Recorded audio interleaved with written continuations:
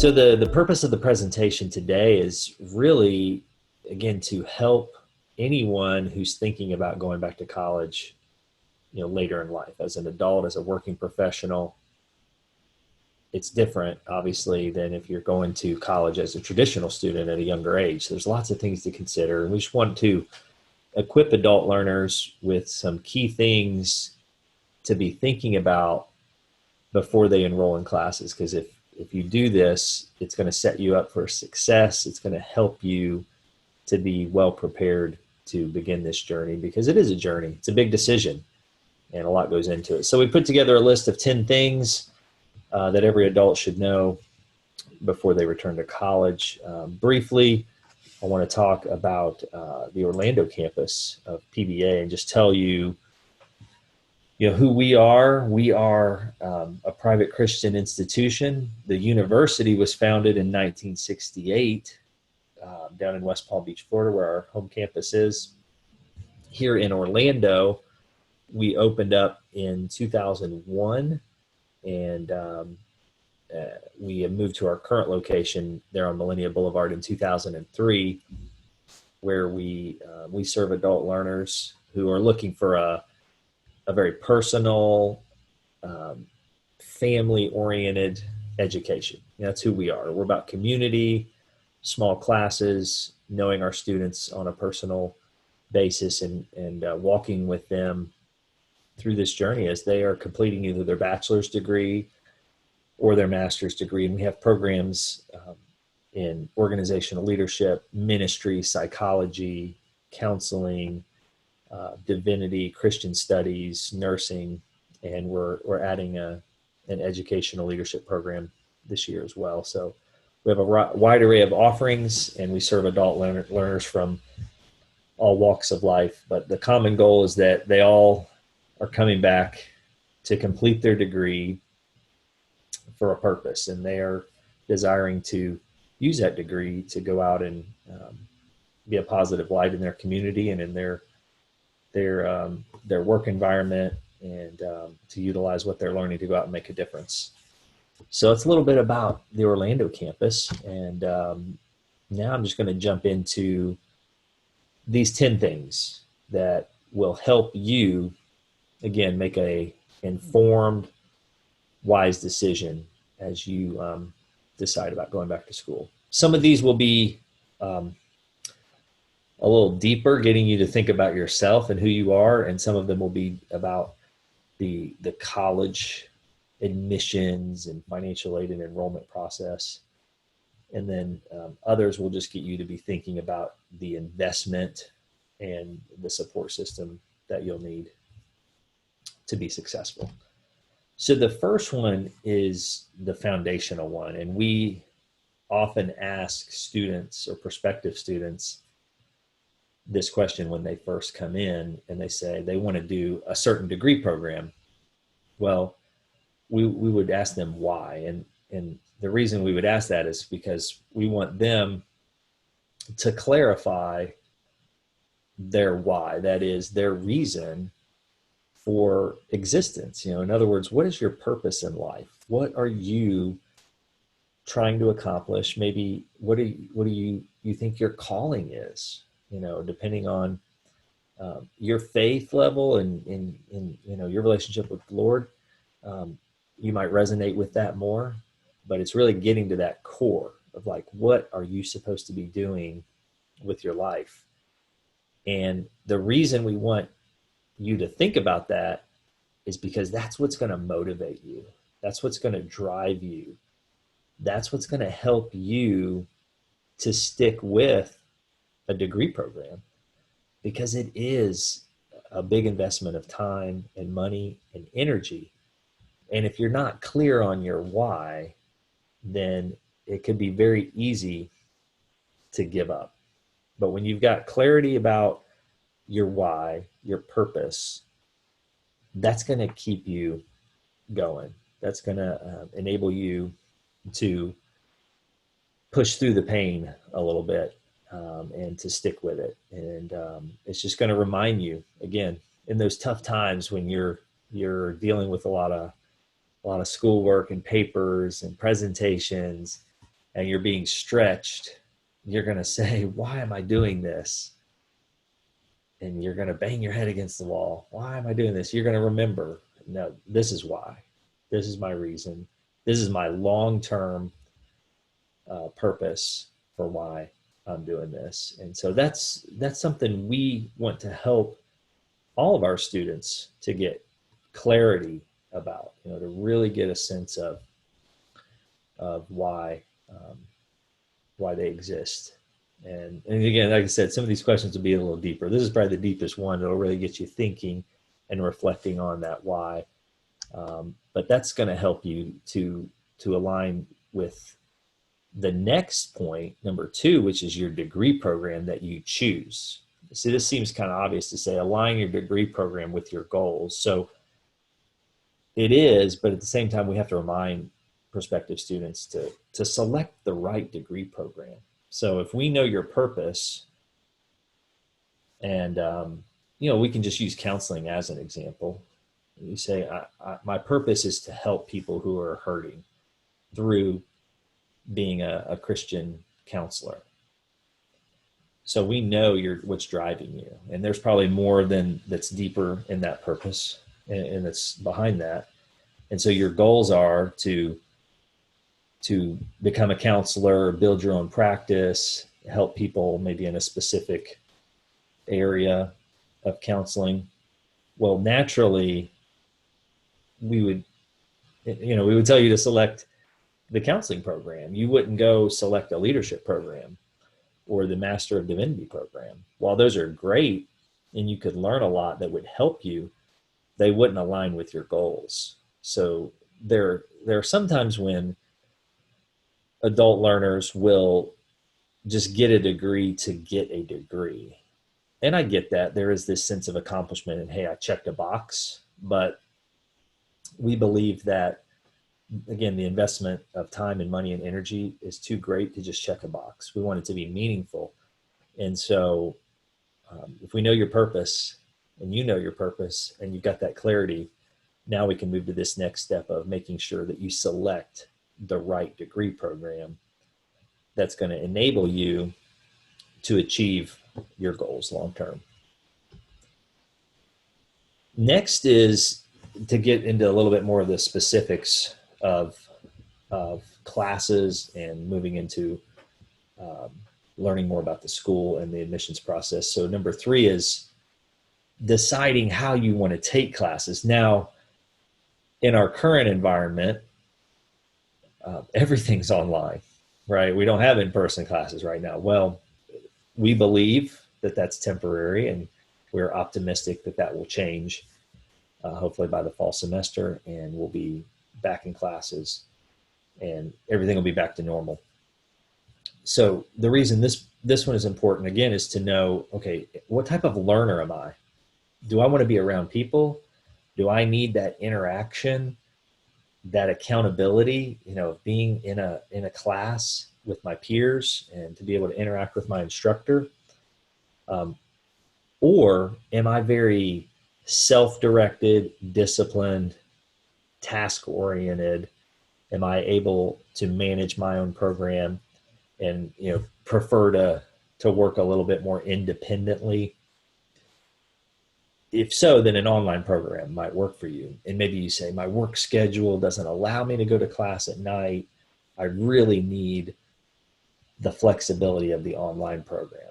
So those are some things to consider there. We find most of our students at the Orlando campus come to our campus because they want the personal interaction. They want the community. They want the relationship. And so that's really our specialty. We of course also service online learners as well. And we have some students who will do a little bit of both, depending on their degree program, if classes are offered online. So it's just to be thinking about that. What type of learner are you? What are your preferences for the interaction? And do I want to come to class? And am I able to do that 1 or 2 nights per week, depending on your degree program, because that's what it's going to require. So getting clarity about that is very important. Number 4 then is to really identify the school, the institution that is right for you. There are no shortage of options out there.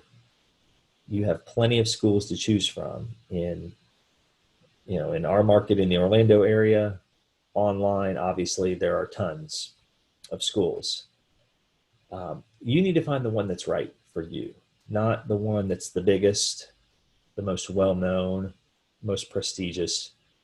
Um, you need to look for quality, and we'll get into that more in a minute, but find the one that has what you're looking for, and that is maybe values. Again, PBA is a Christian institution. If that's important to you, then that's something you're gonna be looking for in a school and say, hey, I'm a person of faith, and I want a school that shares those same values. Well, that narrows the field right there for you. And so you're looking at a specific area of schools, but you're also thinking, well, do they have the degree program that I want? Going back to number two, again, that's going to narrow it even more. So now you're putting in these filters to figure out what's the right school for me. Is location important? Proximity to my home or work? Size. Am I looking for a smaller school, more personal, or does that not matter? Do I want a larger school? And just those are different factors you've got to weigh to help you determine the right school for you that aligns with who you are and provides what you're looking for. Now, as you are looking at schools, one very important factor is accreditation. So this could be a whole separate presentation. We're not going to get into the nuances and details, other than to say there are different types of accreditation. The type that you would be looking for to have the highest value, the most recognition in the marketplace, the type that would enable you to transfer credits to go on to graduate school or a doctoral program, et cetera, would be what we call regional accreditation. PBA is regionally accredited by the Southern Association of Colleges and Schools. We call SACS, or SACS-COC, the Commission on Colleges. There are regional accreditors all throughout the United States, and they are tasked with accrediting schools within a specific area of the United States. And it's the highest level, it's the most stringent, it's the most involved accreditation. So you absolutely want to check on that for any school that you're looking into to say, what is your accreditation? Are you regionally accredited? If the answer is no, then that's certainly something you want to look at closer, because you run the risk that your degree may not be recognized in the marketplace or for the credential you're seeking. Now, an exception to this is a vocational school or a technical college, where you would go and you would get a credential that would enable you to get a certain job, maybe to be a mechanic, to work in certain medical jobs.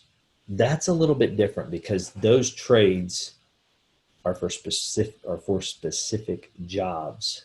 Those schools are often nationally accredited. And again, that's very different. You're not looking for a graduate degree there. You're just looking for a credential, a certificate, a short-term program that's going to get you that particular job. But if you're not looking for something like that, and you're going for a counseling degree, a business degree, ministry degree, et cetera, you want to make sure the program you're seeking is regionally accredited. And then from there, the specific programs within that college or university could actually have an additional accreditation for their program. That just further enhances the quality of that particular program and the content that you're receiving. So, for example, our ministry school has an additional accreditation. The counseling program is pursuing an additional accreditation. Our nursing school has an additional, and so on and so on. So accreditation is key. It's all about value. Number 6 is now where we get to some of the specifics of the process. You've narrowed down where you want to go. You know the school, you know the program, you know why you're doing it. Well, now you need to get clarification about the admissions requirements for your particular program, because they're not always going to be the same. So you want to come in knowing, okay, what is going to be expected of me? Is there an entrance exam? Is there an interview? Recommendations? Do I have a writing assessment? What type of transcripts do you need, etc.? Know those requirements, because again, we would have certain requirements for the counseling program, but they would be a little bit different for the ministry program. And they would be very different for our undergraduate programs, where the requirements wouldn't be quite as stringent. So you've got to know those requirements going in, so you know what you're going to need to get done and by when. So that includes deadlines, knowing, when, like for counseling, when is our next interview day, and when is the deadline to apply, et cetera. Knowing those things is going to help you to be well prepared as you move in to that next phase of the process. So once you are considering applying, you also want to, of course, inquire about tuition and financial aid. Obviously, one of the big decision points for going to college is cost. And we're going to talk more about that in a minute, beyond the hard financial cost. But right now, let's talk about those. So you've got your tuition. What does it cost per credit hour, which is generally how your evening adult and graduate programs are structured. You pay by the credit. What does that cost? Are scholarships available? At PBA, we have scholarships that are available currently for new students in our evening and graduate programs, and that helps to offset some of those costs. Financial aid. Most people are not going to fund their education out of pocket. That's not always realistic. So you've got to say, well, how am I going to pay for it? Well, at the undergraduate level, it's very different, again, than the graduate. For undergrads, you might have access to grants from the state, federal grants like Pell, depending on need. At the graduate level, you are really only able to utilize student loans from a federal financial aid standpoint. Again, there's always scholarships you can apply for, outside scholarships. There's a little bit of institutional aid, but primarily most of our students would utilize student loans, which, again, if managed properly, that is a very reasonable way to fund your graduate education. And when I say managed properly, it just means, you're taking out the amount of funds that you need to cover costs, not necessarily taking more unless you have to. You're able to access $20,000 per year in student loans for a graduate program, which is more than enough to cover the cost of a program at PBA. So that's what I mean when I say there's plenty there. It's just managing it properly, having a plan to say, if I take out this student loan, how much will I take out, and what will be my plan to pay it back?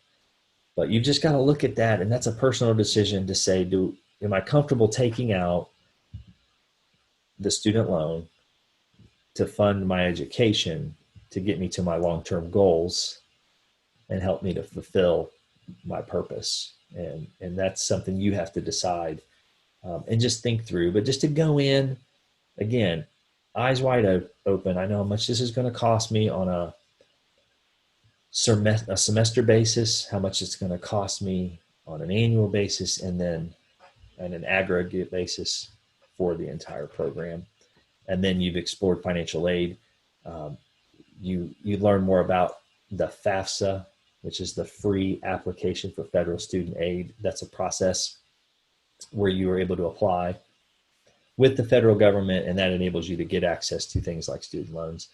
And we can certainly help you with that process. But this is the part that can be a little bit overwhelming, that can be a little bit confusing.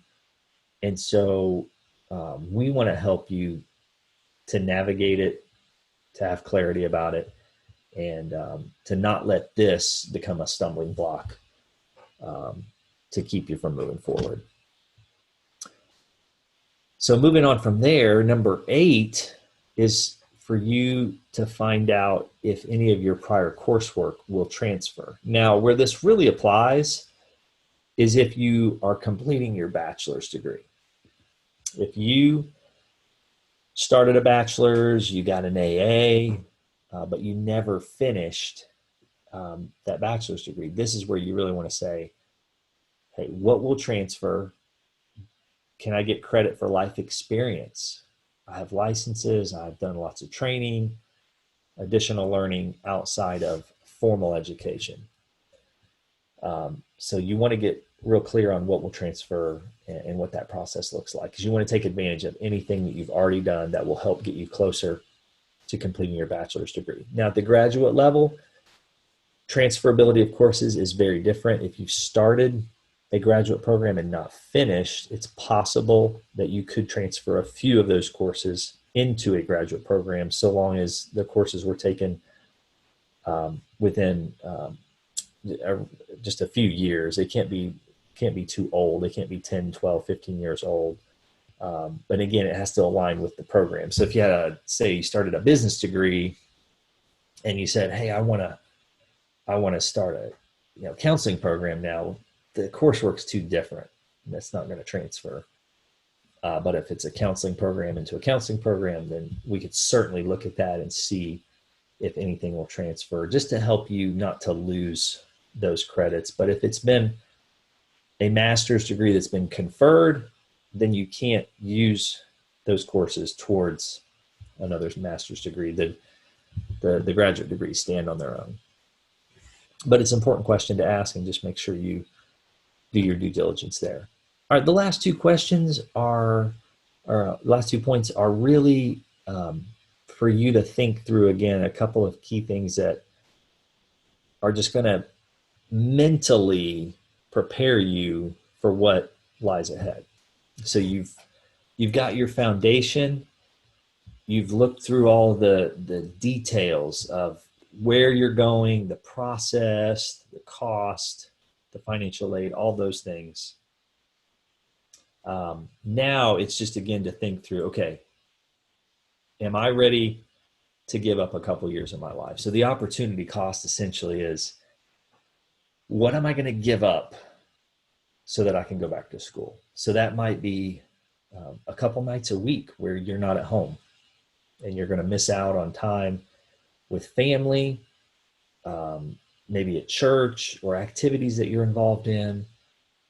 You're going to have to give something up for a season, or it's going to have to take a little bit of a back seat so that you can not only go to class, but you can study, you can research, you can write papers, prepare presentations, etc. All the things that go into this journey of a degree program. It's going to cost something beyond just the financial cost.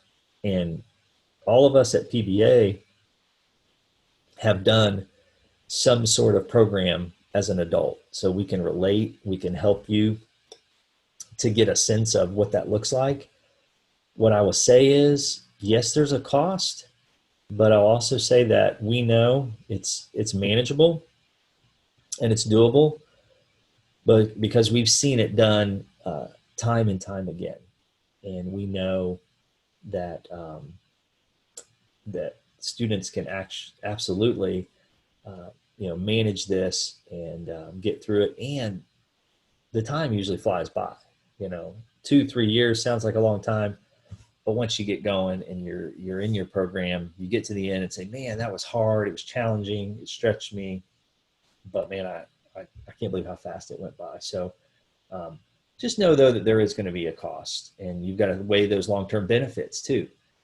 Is the cost financially and time-wise, is it worth it for the long-term benefit that I might receive from this? Those are questions you want to ask yourself and get clear about. So understand the opportunity cost, and along with that, as we wrap up to number 10, it is that you do need a support system. Now that looks differently for everyone depending on your situation.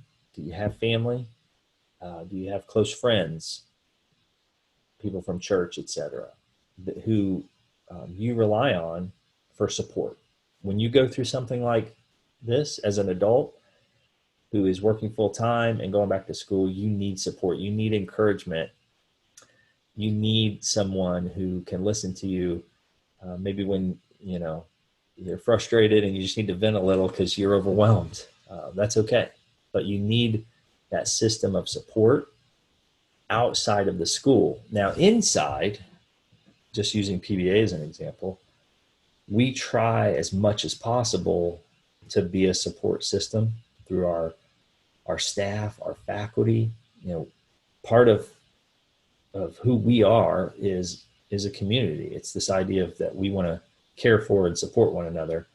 And so when our students are struggling and they're challenged, we want to be there for them, to encourage them and let them know that we're there for them, we're praying for them. And again, maybe it's just to offer literally just a word of positive encouragement and to remind them, hey, remember why you decided to do this?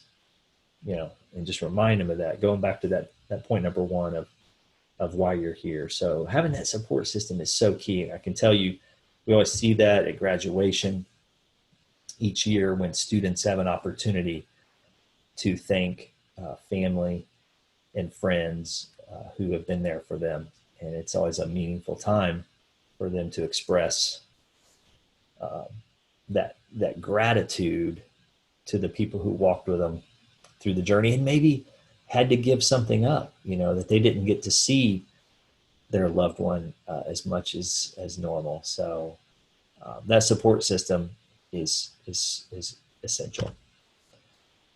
But the bottom line is this: returning to college as an adult, as a working professional later in life, it's not easy. If it was easy, everyone would do it. Since 1993, I think the statistics are over 30, maybe 36 million or so adults started college but didn't finish because it's not easy. And there are a lot of things. Life happens, right? And there's a lot of factors. But the reality is that it can be very rewarding. And we've seen that through our students so many times when they tell us after it's over how much it meant to them, how fulfilling it was. Not only maybe did it help them to propel their career, to start a new career, to advance in their field, but it also helped them to have more confidence and to have that sense of accomplishment, something to be very proud of, and to just have that positive feeling of knowing that, hey, I could actually do this, because there might have been a point in their life when they didn't think that they could.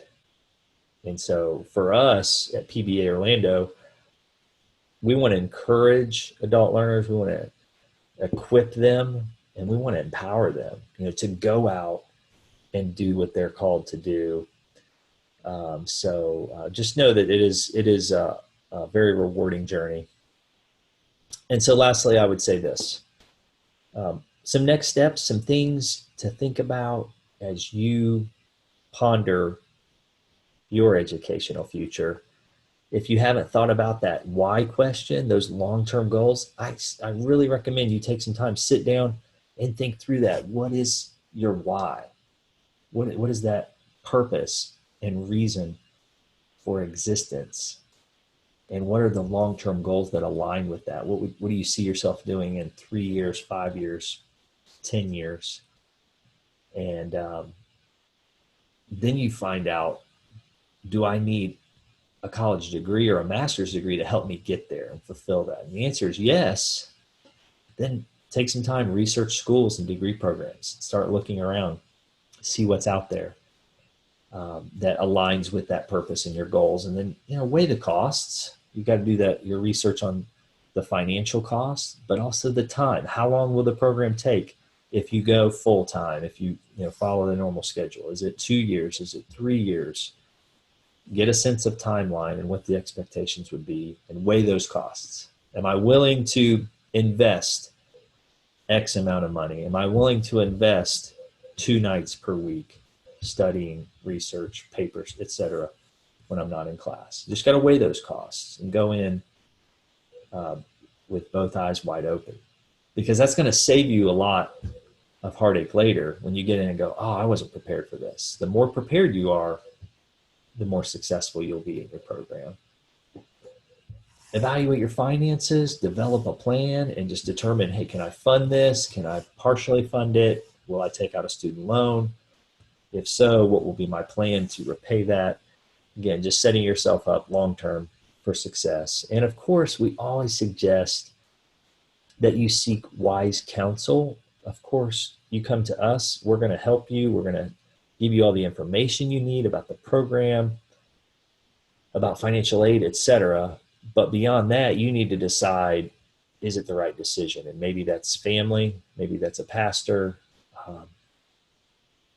maybe that's just prayer, but you're seeking counsel. But at the end of the day, remember, it's your decision.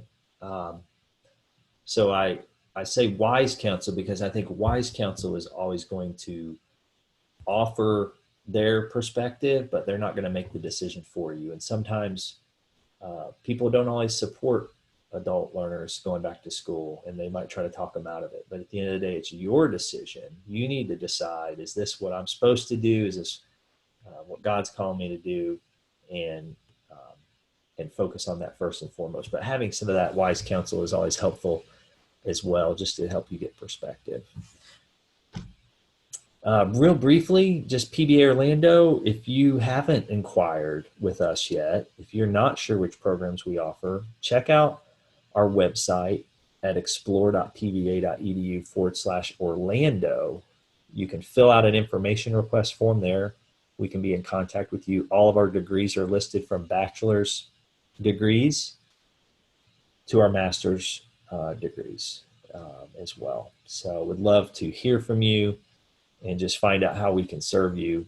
At the end of the day, this presentation is designed to equip you for success at any college, not just PBA. So we want this information to be helpful to you. But of course, we would love to help you on your journey if we can. And so we stand at the ready to answer your questions and guide you through the process. Again, I'm Jeremy Couch, the Executive Director at PBA Orlando, and Martha Chrislieb is our admissions counselor. She handles everything related to admissions for all of our programs. And so she can help you navigate the process from the point of inquiry, where you either called us or emailed us or filled out a form, to the point of applying and getting accepted into your program